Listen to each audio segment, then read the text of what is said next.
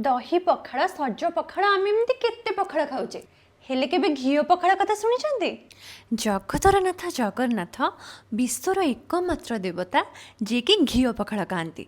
पखाड़ जो शब्दटी संस्कृत शब्द प्रक्षालन आसी एवं जार सृष्टि ओडिशा ही होता कहीं दशम शताब्दी यह जगन्नाथ पाखरे भोग हो आसूची जार प्रमाण पुरी मंदिर परिसर में पातालेश्वर मंदिर इनस्क्रिप्शन देखा मिले। जेते छप्पन भोग खाइले भोजन रसिक कालिया ठाकुर को तो पखाड़ ही दरकार। महालक्ष्मी तांको मन जानी अदा जीरा दही शर्करा लवणर सम्मिश्रण में बाड़ी दियंती सुबासित पखाड़ जहाँकि तांको बड़ सिंहार समय भोग कराए। आउ जो माटी पात्र रे पखाड़ महाप्रभु को भोग कराए ताको पखाड़ ओली बोली कहुए।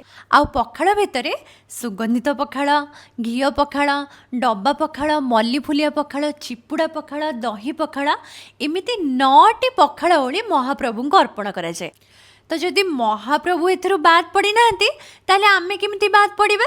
तो यही संस्कृति को बजाय रखिया 2011 मसीहारू मार्च 20 तारिख को आमे पखाड़ दिवस भाव में पालन करि आसुचे।